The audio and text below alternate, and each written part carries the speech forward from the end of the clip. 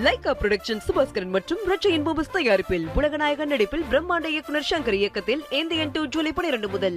முக்கியமா அவங்க திரும்ப திரும்ப கேட்கறது மெட்ரோ 2ஆம் கட்டத்திற்கான திட்டத்திற்கான நிதி, அதை கூட ஒதுக்கல அப்படிங்கிறது தான். அது ரொம்ப முக்கியமான ஒன்று. இன்னைக்கு சென்னை மாதிரியான பெருநகரங்கள்ல மெட்ரோ திட்டங்கள்னால எவ்வளவு போக்குவரத்து நெரிசல் ஒரு பக்கம் இருக்கு, அதை குறிப்பிட்ட காலத்துக்குள்ள முடிக்கணும். இந்த குற்றச்சாட்டை அவங்க தேர்தலுக்கு முன்னாடியிலேருந்தே வச்சிட்டு இருந்தாங்க. அதாவது வந்து இதுக்கான நிதியையும் தமிழ்நாடு அரசு அவங்களுக்கு இருக்கிற நிதி நெருக்கடிக்கு நடுவுல நாங்களே தான் ஒதுக்குறோம் இதுக்கும் அப்படின்னு சொல்றாங்க. ஏன் அரசு அதை கண்டுகொள்ளவே இல்லை அப்படின்னு முதலமைச்சர் கேட்பதற்கான காரணம் என்ன? ஏன் அதை வந்து செய்து கொடுக்கல? நியூஸ் 7 தொலைக்காட்சி நிறுவனத்திற்கு, நெறியாளர் சகோதரிக்கு, தொழில்நுட்ப கலைஞர்களுக்கு, என்னுடைய சக பங்கேற்பாளர்களுக்கு என்னுடைய வணக்கம். அதாவதுமா, மத்திய அரசாங்கம் இப்போ சமீபத்தில் 18வது நாடாளுமன்ற தேர்தல் நடந்து முடித்து ஏறக்குறைய ஒரு மாத காலம்தான் ஆயிருக்கு. ஒரு மாத காலம் ஆயிருக்கு. இப்போ பட்ஜெட் வந்து நிதிநிலை அறிக்கை இன்னும் ஒரு வார காலத்துக்குள்ள நாடாளுமன்றம் மறுபடியும் தொடங்க போகுது. அநேகமா 22ஆம் தேதி நாடாளுமன்றம் தொடங்கும் என்று தெரிகிறது. நாடாளுமன்றம் தொடங்கின பிறகு முழுமையான நிதிநிலை அறிக்கை தாக்கல் செய்வாங்க.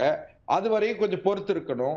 அதனால அவசரப்பட்டு நீங்க சொல்ல வேண்டியதில்லை. அதுலயே அண்ணன் பிரியன் அவர்கள் வந்து, மரியாதைக்குரிய அண்ணன் பிரியன் அவர்கள் வந்து சொல்லும்போது சொன்னாங்க, 2026லயும் இதே மாதிரி கூட்டணிகள் இருந்தால் திமுக வெற்றி பெறும் அப்படி இப்படிலாம் சொன்னாங்க. நான் என்ன சொல்றேன்னா, அரசியல்ல எத்தனையோ ஒவ்வொரு இரவில் எத்தனையோ பெரிய மாற்றங்கள் எல்லாம் நிகழ்ந்துகிட்டு இருக்கு.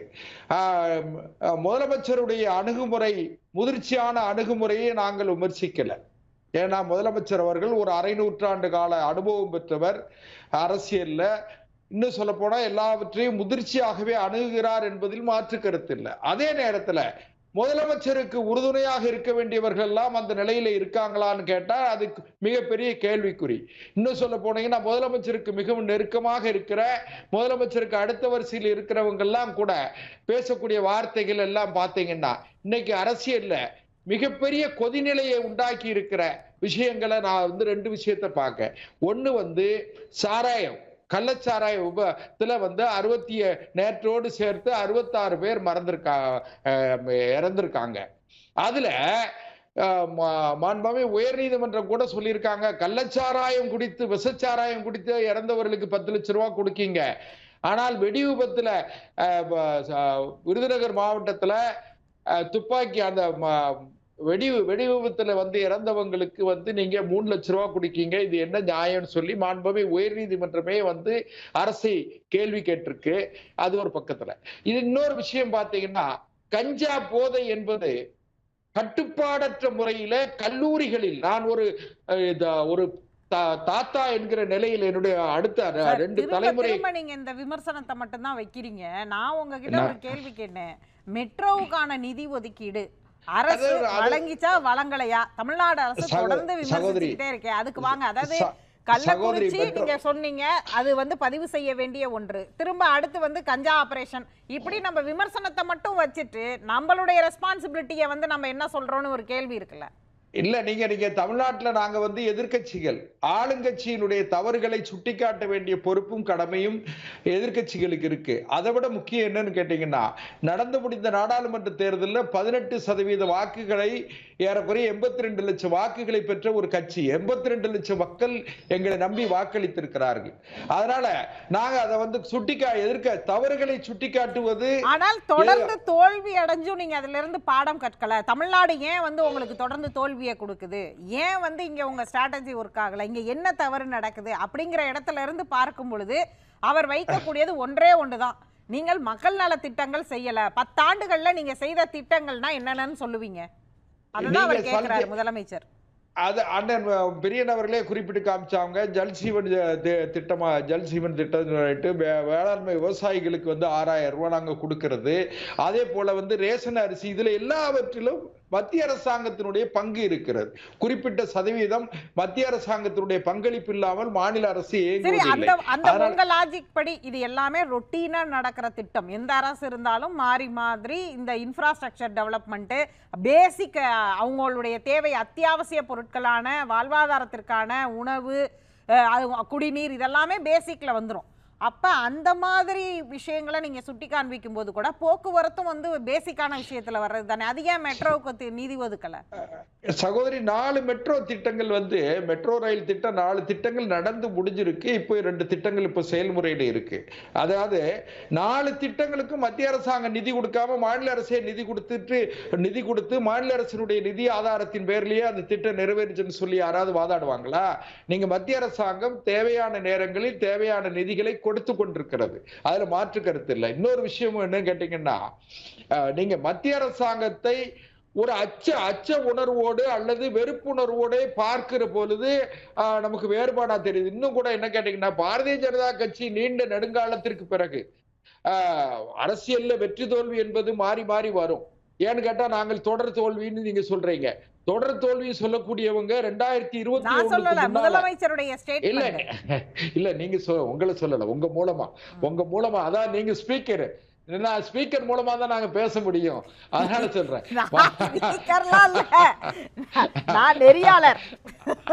அதான் நெறியாளர்னா ஸ்பீக்கர், அதான் சபாநாயகர், உங்க மூலமா தான் நாங்க சொல்ல முடியுங்கிறதுனால சொல்றேன். அதனால 2021க்கு முன்னால ஒரு 10 ஆண்டுகள் திராவிட முன்னேற்ற கழகம் ஆட்சி அதிகாரத்துல இல்ல. அவங்க எதிர்கட்சியா தொடர்ந்து 10 ஆண்டுகள் அவங்க தோல்வி சந்திச்சாங்க.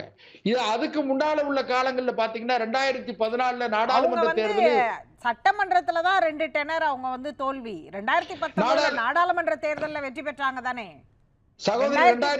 2016 ஜெயிக்கல, ஆனா 2019 இருந்து ஜெயிக்கிறாங்களே.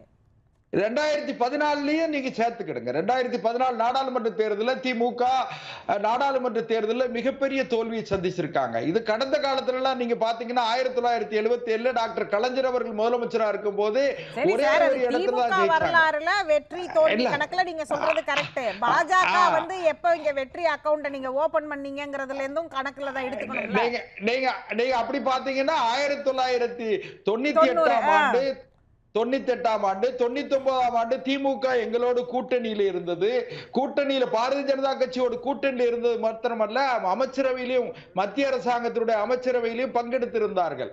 அதனால இன்னும் சொல்ல போனீங்கன்னா, அண்ணன் டிஆர் பாலு அவர்கள் மத்திய தரைவழி போக்குவரத்து அமைச்சராக இருக்கும் போது மிகப்பெரிய அளவுல சாலைகள் அவங்க சாதனைகள் அவங்க வெற்றி பெற்றாங்க. இப்ப உங்களுடைய வெற்றிக்கு நீங்க மக்களிடம் திட்டங்களை கொண்டு போய் சேர்க்கல, அதுதான் முதலமைச்சருடைய குற்றச்சாட்டு.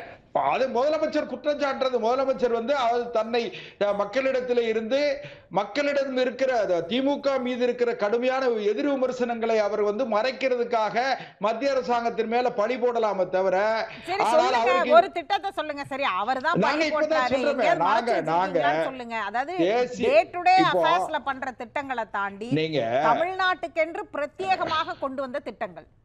நாங்கள் சாலை போக்குவரத்தை முதல்ல நீங்க எடுத்துக்கிடுங்க. சாலை போக்குவரத்து திட்டமாக காலத்திலேயே ஒளிர்ந்தது இந்தியா சார். அப்பவே நான் இல்ல, அதுக்கு பிறகு கூட அதுக்கு பிறகு கூட அதுக்கு பிறகு கூட ஒரு நாளைக்கு 35 கிலோமீட்டர் சாலை போடுகிற திட்டங்கள் எல்லாம் இன்றைக்கு சென்னையில இருந்து பாத்தீங்கன்னா பெங்களூருக்கு. அதுதான் சார், அதெல்லாம் பேசிக்ல வந்துரும்.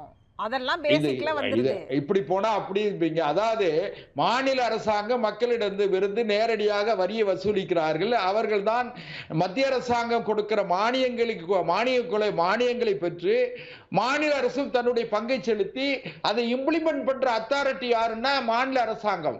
அவங்க என்ன பண்றாங்க, எல்லாவற்றிலுமே அவர்களுடைய முத்திரையை குத்தி கொண்டு அவர்களே எல்லாவற்றையும் செய்வதாக காட்டிக்கொண்டிருக்கிறார்கள். பிரதமரை மேடையில வைத்துக் கொண்டே சொன்னார், பிரதம மந்திரி வீடு வழங்கும் திட்டம்னு இருக்கு, இதுல வந்து மத்திய அரசை விட மாநில அரசு அதிக நிதி ஒதுக்குது இதுக்கு அப்படின்னு சொன்னார். அதாவது பிரைம் மினிஸ்டர்ஸ் ஆவாஸ் யோஜனான்னு தான் நாங்க வச்சிருக்கோமே தவிர மோடியினுடைய ஆவாஸ் யோஜனான்னு சொல்லி வைக்கல. அதுல நீங்க முக்கியமா நாங்க எந்த திட்டத்தையும் வந்து தெளிவாதான் முதலமைச்சர் சொன்னாரு. பிரதம மந்திரி வீடு வழங்கும் திட்டம்னு தான் இருக்கு, ஆனா அதுல மாநில அரசோட ரோலே இல்லையா, மாநில அரசு நிறைய நிதி கொடுக்குதே அப்படின்னு கேட்டாரு. இப்ப சமீபத்துல கூட நீங்க தமிழ்நாடு அரசே 3000 வீடுகள் 3 லட்சம் வீடுகள் கட்டுவதற்கான திட்டம் வகுத்திருக்காங்க. அதை செயல்படுத்துற முயற்சியில இருக்காங்க. அதனால என்ன கேட்டீங்கன்னா, ஆன்டி இன்கம்பன்சி இந்த அரசின் மீது மிகப்பெரிய வெறுப்பு இருக்கிறது. அதை மறைக்கிறதுக்கு இப்படிப்பட்ட சாமர்த்தியமான பேச்சுக்களை எல்லாம் இன்னொன்னு சட்டம் அந்த கள்ளக்குறிச்சி சம்பவம் அரசியல் கொலைகளை எல்லாம் சுட்டி காண்பித்தார். அதே நேரத்துல அவங்க என்னென்ன செஞ்சிருக்காங்கிறது அது மக்கள் கிட்ட போய் சேர்ந்திருக்கு அப்படிங்கறதையும் சொல்றாரு. அப்ப நீங்க உங்கள் மீதான விமர்சனம், நீங்க இப்ப கேக்குறீங்க இரண்டாம் கட்ட தலைவர்கள் குறித்து விமர்சனம் வச்சீங்க இல்லையா, திமுகவுடைய இரண்டாம் கட்ட. நான் இன்னும் சொல்லல, அந்த விமர்சனத்தை வார்த்தைகளால சொல்லல, வார்த்தைகளால சொல்ல வேணாம், இது பொது விவாதம். ஆனால் அதே கேள்வி உங்களுடைய மாநில தலைவர் மீதும் இருக்குல்ல. இன்னொரு அகில இந்திய காங்கிரஸ் கமிட்டியுடைய மாநில தலைவர் அவர் எப்படி ஃப்ரேம் பண்றாருன்னு இருக்குல்ல. இவருடைய சேம் பொசிஷன்ல இருக்கிற இன்னொரு தலைவரை அவர் என்ன மாதிரி ஃப்ரேம் பண்றாரு அப்படிங்கறதும் சேர்த்து கணக்கில் கொள்ளணும் தானே. அப்ப எப்படி திமுக இரண்டாம் கட்ட தலைவர்களுக்கு பொருந்துமோ நீங்க வைக்கிற விமர்சனம், அது அவங்களுக்கும் உங்கள் மாநில தலைவருக்கும் பொருந்துமா பொருந்தாதா? சகோதரி, ஒண்ணு கேளுங்க. நீங்க திமுகவினுடைய அந்த ஊடக பிரிவு இருக்கு பாருங்க, மரியாதைக்குரிய எங்களுடைய மாநில தலைவர் அண்ணாமலை அவர்கள் நாங்க ஒரு ஏழை விவசாய குடும்பத்திலிருந்து, ஆடு மாடு மேய்க்கிற குடும்பத்திலிருந்து, விவசாயம் செய்கிற குடும்பத்திலிருந்து வந்தோன்னு சொன்னாரு. உடனே இவங்க எல்லாரும் என்ன சொன்னாங்க, ஆட்டுக்குட்டி அண்ணாமலை அப்படிலாம் சொன்னாங்களா? சொல்லுங்க நீங்க. அப்படிங்கறதோ சோசியல் மீடியாவுல பேசுறதையோ நான் இங்க பொருட்படுத்தவே இல்லை சார். நான் அதுக்கு நான் இந்த இடத்துல அதுக்கான ஒரு மதிப்பீடு கொடுத்து நான் விவாதத்துக்கே எடுத்துக்கல. நேரடியாக தலைவர்கள் மீது தலைவர்கள் வைக்கிற குற்றச்சாட்டு, அந்த குற்றச்சாட்டு தான். நீங்க எப்படி திமுகவுடைய இரண்டாம் கட்ட தலைவர்கள் விமர்சிச்சிருக்கிறாங்க, அவர்கள் மேல விமர்சனம் இருக்கு, பொதுவாக கருத்துக்களை சொல்லும் போது வர்ற வார்த்தைகளால இங்க பெரிய காயங்கள் ஏற்பட்டிருக்கு. ஆம், அதை நீங்க சுட்டி காண்பிக்க முடியாத வார்த்தைகளை சுட்டி காண்பிக்க வேண்டாம். ஆனால் அதை சுட்டி காண்பிக்கும் போது நானும் மேலோட்டமா தான் அந்த கேள்வியை வைக்கிறேன். ஒரு மாநில தலைவரை, அகில இந்திய கட்சியுடைய மாநில தலைவர் குறித்து அதே அகில இந்திய கட்சியில மற்றொரு கட்சியில இருக்கக்கூடிய மாநில தலைவர் பத்திரிகையாளர் சந்திப்புல என்ன மாதிரியான விமர்சனங்களை வைக்கிறார்? ஒரே ஒரு நிமிஷம் மட்டுமா. மரியாதைக்குரிய பகுஜன் சமாஜ் கட்சியினுடைய மாநில தலைவர் ஆம்ஸ்ட்ராங் அவருடைய மரணம் ஒரு துக்கம், ஒரு கடுமையான துயரம். அது மிகப்பெரிய அளவுல கண்டிக்கத்தக்கது. அந்த துயர நிகழ்ச்சியில போய் மரியாதைக்குரிய காங்கிரஸ் கட்சியினுடைய, தமிழ்நாடு காங்கிரஸ் கட்சியினுடைய தலைவர் செல்வ பெருந்தகை அதை இன்னும் பாரதிய ஜனதா கட்சியோடு முடிச்சு போட்டு அவர் பேசுறது தொடங்கி வைத்தவர் காங்கிரஸ் கட்சியினுடைய தலைவர் செல்வ பெருந்தகை. அப்படி வரும்போது கருத்தியல் ரீதியாக வைக்கிற விமர்சனங்களை கருத்தியலா எதிர்கொள்றதுக்கும் ஒருவரை காண்பித்து பேசுறதுக்குமான வித்தியாசம் இருக்குல்ல சார். இதுல இன்னொரு விஷயம், பிரியன் சார் இங்க இருக்கிறார், என்னை விட மூத்த பத்திரிகையாளர், நிறைய அனுபவம் மிக்கவர், சரி நிகர் சமமுள்ள இரண்டு அரசியல் இல்ல எந்த கட்சி. ஏன்னா ஆம்ஸ்ட்ராங்குக்கு இன்னைக்கு கொடுக்கப்படுகிற முக்கியத்துவம், அவருடைய படுகொலை, இதையெல்லாம் தாண்டி ஒரு அகில இந்திய கட்சியுடைய மாநில தலைவர் அப்படிங்கிற புள்ளியில இருந்தே கணக்கில் எடுத்துக்கொண்டாம் என்றால், இங்க இரண்டு மாநில தலைவர்கள் மீது இவர் மீது அந்த விமர்சனம் வச்சிருந்தாலும் ஒரு பத்திரிகையாளரா நான் அந்த கேள்வியை கேட்பேன். இந்த இடத்துல இந்த மாநில தலைவர் மீது வைக்கும் போது சரிசமமாக இருக்கக்கூடிய இடத்துல இதுக்கு முன்னாடி இவ்வளவு வெளிப்படையாக பேசி நான் பார்த்ததில்லை. அதனாலதான் இந்த கேள்வியை வைக்கிறேன். சகோதரிக்கு ஒரு நினைவுபடுத்துறதுக்காக சொல்ல அனுமதிச்சுக்கணும். சொல்ல பழைய செய்திகள் நிறைய கடுமையான வார்த்தைகள்லாம் திமுக விமர்சனங்கள்லாம் அதெல்லாம் இருக்கு. அதை நான் நாகரிக கருதி நான் இப்போது இந்த தலைப்பை தாண்டி நான் போக விரும்பல. அதே நேரத்துல திரு செல்வ பெருந்தகை அவர்கள், தமிழ்நாடு காங்கிரஸ் கமிட்டியினுடைய தலைவர் செல்வ பெருந்தகை அவர்கள் திரு ஆம்ஸ்ட்ராங் அவர்களுடைய மரண நிகழ்ச்சியில இது சொல்லியிருக்க வேண்டிய அவசியம் இல்லை. அதுக்கு பொருத்தமான இடம் அது இல்லை. ஏன்னு கேட்டீங்கன்னா, குற்றம் நடந்திருக்கிறது, புலனாய்வு தொடங்கி இருக்கிறது. முதலமைச்சர் அவர்கள் தன்னுடைய கட்டுப்பாட்டில் இருக்கிற காவல்துறை அதிகாரிகளை மாற்றி இருக்கிறார். புலன் விசாரணை நல்ல திசையிலே செல்ல வேண்டும். கண்டிப்பாக குற்றவாளிகள் கடுமையாக கண்டுபிடிக்கப்படுவார்கள், கடுமையாக தண்டிக்கப்படுவார்கள் என்கிற நோக்கத்தில் முதலமைச்சருடைய அணுகுமுறை இருக்கிறது. அதே நேரத்தில் காங்கிரஸ் கட்சியினுடைய தலைவர் செல்வ பெருந்தகை அவர்கள் திரும்ப சொல்றீங்க. என்னுடைய கேள்வியானது, அவர் கருத்தியல் ரீதியாக ஒரு குற்றச்சாட்டை வைக்கும் பொழுது நீங்களும் கருத்தியல் ரீதியாக அதை மறுக்கிறதற்கும் இல்ல இன்னொரு குற்றச்சாட்டை வைக்கிறதுக்கும் உங்களுக்கு தார்மீக உரிமை இருக்கு. ஒரு தலைவரை நீங்க தனிநபர் சார்ந்து நீங்க வைக்கிற விமர்சனங்களை தான் நான் கேள்வி எழுப்பிட்டே இருக்கேன். இல்ல, நீங்க இன்னொரு விஷயம் சொல்ல மாட்டேங்கிறீங்களா? அவர் ஏற்கனவே அவர் குண்டர் தடுப்பு சட்டத்தில் காவலில் இருந்தார் என்று அந்த வரலாறு திரும்பி போய் நீங்க எடுத்து பாருங்க சார். அந்த வரலாறு நீங்க போய் திரும்பி எடுத்து பார்த்துட்டு பேசுங்க. வழக்கு இப்போ அவரு கேஸ்ல அக்யூட்டல் ஆயிட்டாரு, அவர் மேல எந்த கேஸ் பெண்டிங் இருக்குன்னு நாங்க பேசல. ஆனால் அவர் ஏற்கனவே குண்டர் தடுப்பு சட்டத்தில் இது எப்படி நீங்க வந்து ஒரே ஃப்ரேம்ல அடக்குறீங்க ரெண்டு விஷயத்தை? என்ன சகோதரி ஒண்ணு கேளுங்க, குண்டர் தடுப்பு சட்டத்தில் அவர் இருந்தார் என்பதும் குண்டர்களோடு தொடர்பு ஜட்ஜ்மென்ட்க்கு அர்த்தமே இல்லல்ல. அப்ப ஜட்ஜ்மென்ட்க்குலாம் அர்த்தமே இல்ல. செல்வம் சார் ஏதோ சொல்ல வந்தீங்க.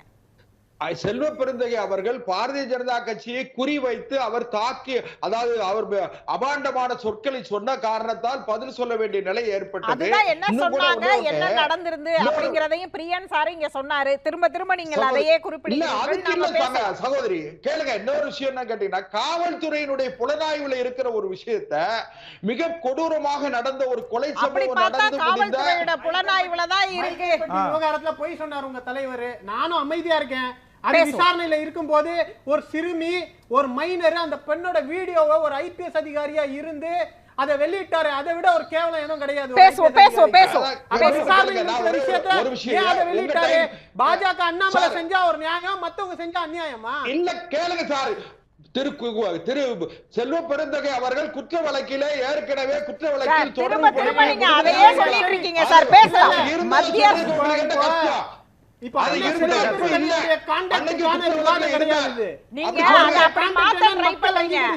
நீங்க வந்து மாத்த ட்ரை பண்ணாதீங்க சார். நான் அதுக்குள்ளேயே போகல. நான் கேட்டது நீங்க இரண்டாம் கட்ட தலைவர்கள் தரக்குறைவாக பேசினாங்கன்னு ஒரு விமர்சனத்தை வைத்ததன் அடிப்படையில் இதை வச்சு திமுக தலைமை என்ன செஞ்சிருக்கணும், பாரதி அவர்களுடைய கருத்து தவறுன்னு சொல்றாங்க. அந்த இடத்துக்கு தான் வரீங்க. அதுதான் மீண்டும் மீண்டும் நீங்க இததான் சொல்றீங்க. தொடர்ந்து பேசுவோம்.